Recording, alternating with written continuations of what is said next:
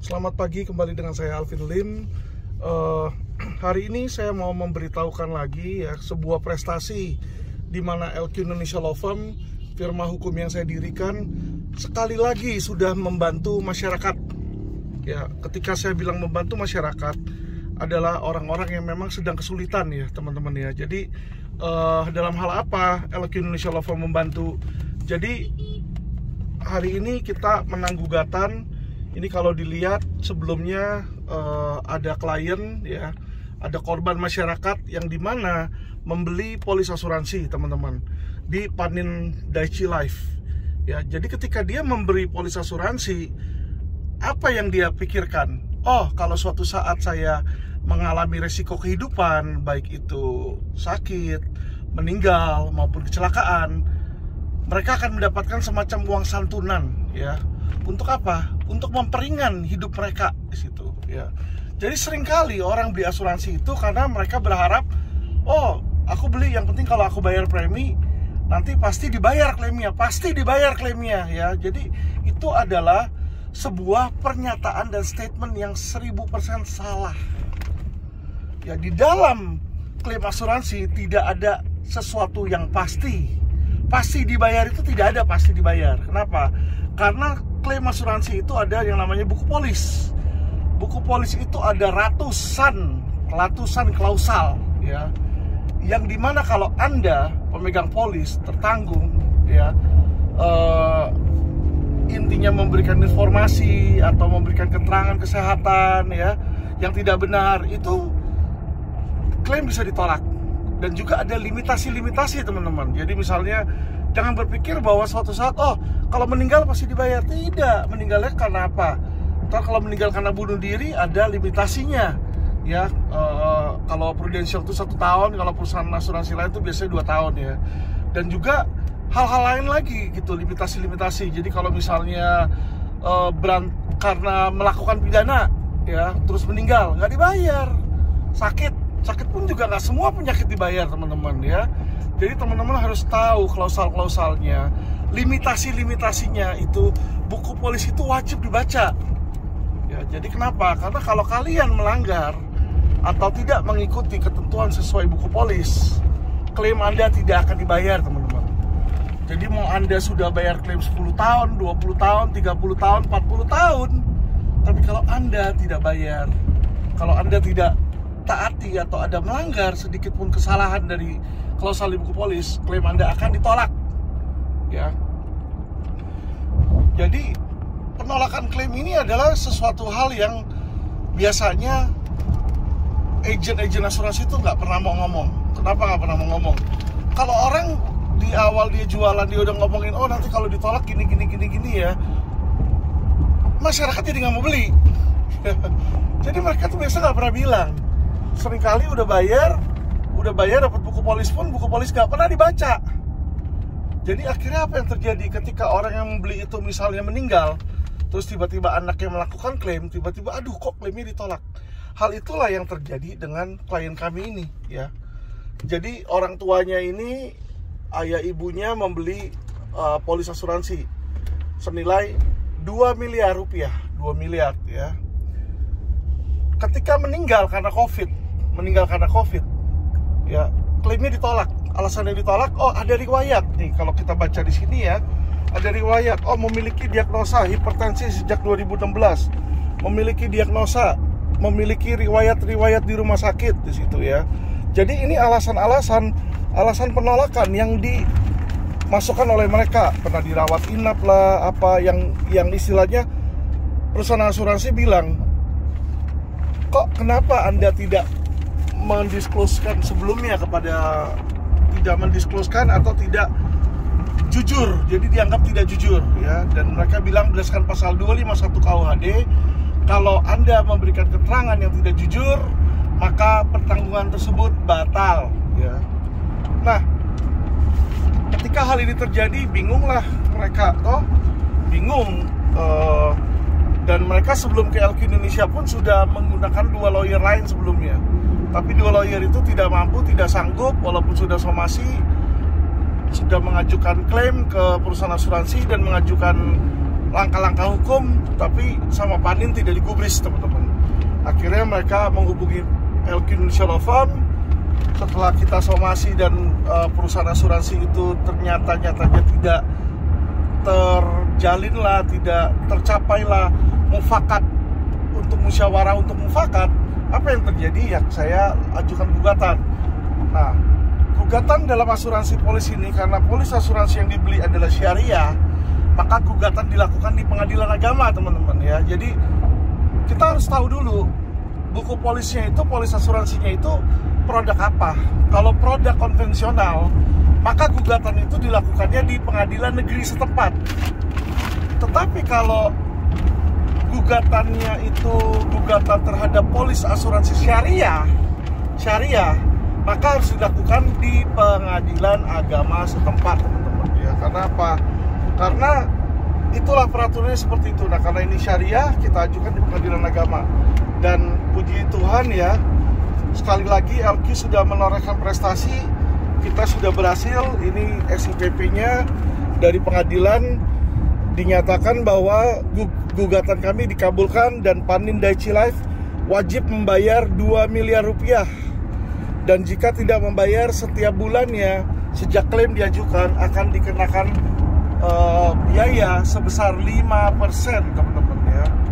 Jadi 5% per bulan ini kalau sampai tidak dilakukan pembayaran ya. Dan ini gugatan dilakukan dengan gugatan nomor gugatannya 2207 PDTG 2023 PA Jakarta Barat teman-teman di sini ya.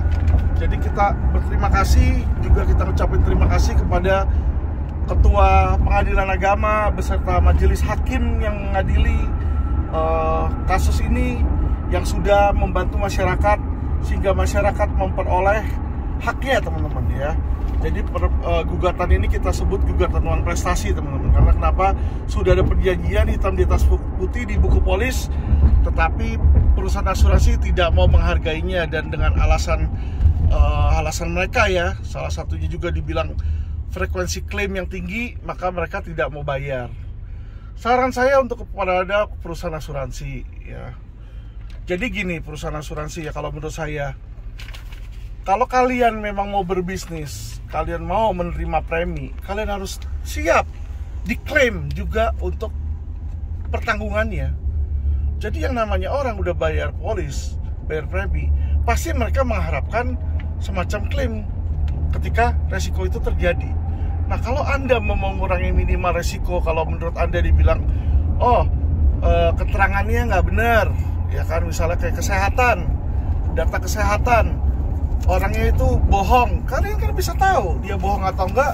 Ini buktinya kalian bisa tahu dia memiliki riwayat onowir, riwayat ini, riwayat itu kan. Jadi tolonglah, kalau menurut saya perusahaan asuransi pun kalian juga harus jujur dan punya etikat baik. Maksud saya jujur itu apa? Kalau kalian memang mampu melakukan screening dan tahu orang itu punya riwayat atau enggak sebelumnya, ya dilakukan dong eksaminasi, investigasi. Ya, dicek dulu itu riwayat. Kalau memang dia ada riwayat penyakit, kalian tolaklah itu pengajuan klaim. Kalian tolak itu pengajuan klaim. Janganlah maksudnya pengajuan klaim itu kalian terima ya. Terus kalian ambil dulu preminya setiap bulan selama bertahun-tahun. Ketika orang itu nanti sakit atau meninggal terus mereka ajukan klaim terus kalian tolak, itu kasihan. Ya, kalau menurut saya tahu kalian itu adalah perusahaan for profit ya, mencari keuntungan, mencari bisnis. Tetapi ya nggak gitu-gitu juga. Ya, kalau kita mencari dengan keadaan yang tidak halal, dengan cara-cara mencurangi, meliciki ya memang kalian nggak melanggar hukum melakukan seperti itu, karena kalian sudah tulis. Kalau Anda berbohong, tidak bilang apa segala macam, maka klaim itu akan ditolak. Benar, kalian sudah bilang di situ. Tapi kan cara-cara kalian itu bisnis-bisnis itu yang tidak benar, tidak etis lah kalau menurut saya ya. Jadi seharusnya seperti bank misalnya.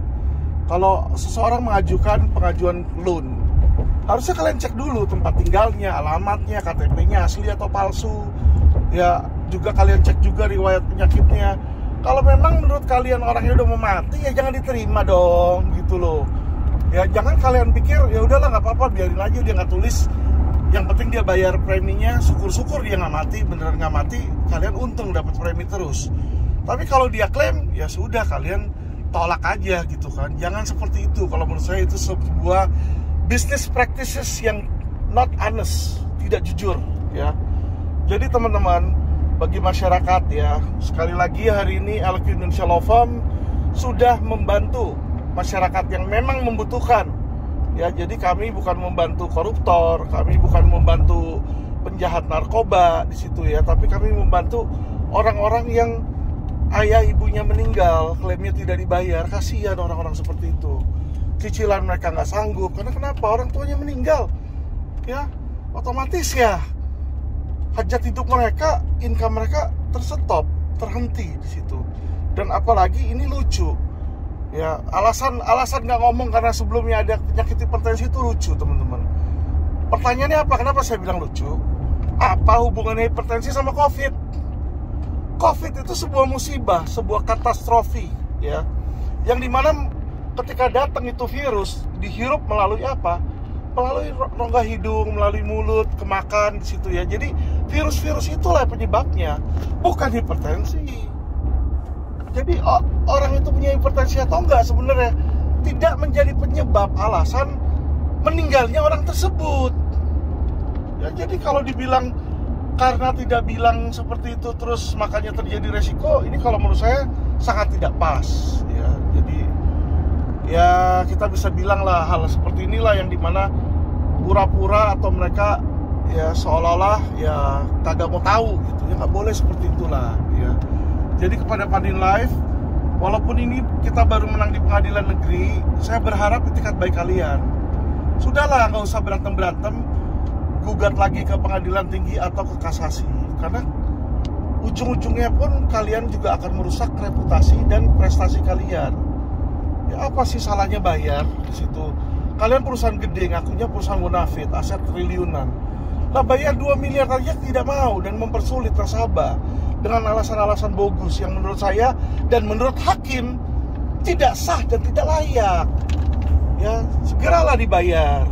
Gak usah dilama-lamain dengan proses banding dan proses kasasi yang dimana kalian mau pamer otot, pamer kekuatan ya. Nanti ujung-ujungnya kalian kalah lagi, kalian harus bayar juga dan harus bayar apa? Biaya lawyer. Kalian kan harus bayar lawyer kalian, legal kalian.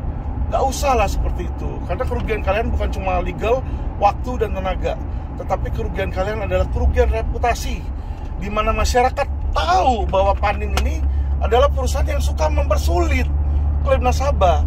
Klaim-klaim yang dipersulit nanti di broadcast dan masyarakat jadi tahu, orang jadi enggan membeli produk kalian ya. Jadi saya sarankan kepada Pandin Live dan perusahaan-perusahaan asuransi lain, mulailah berbisnis dengan jujur.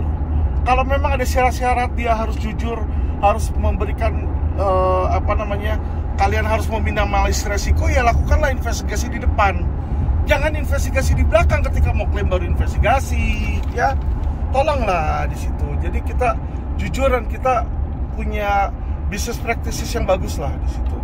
Oke teman-teman, semoga konten ini berguna bagi teman-teman ya yang mau membeli asuransi. Dan bagi para agen asuransi ya, tolonglah edukasi nasabah kalian gitu. Karena banyak sekali nasabah-nasabah kalian itu sama sekali tidak tahu klausul polis asuransi.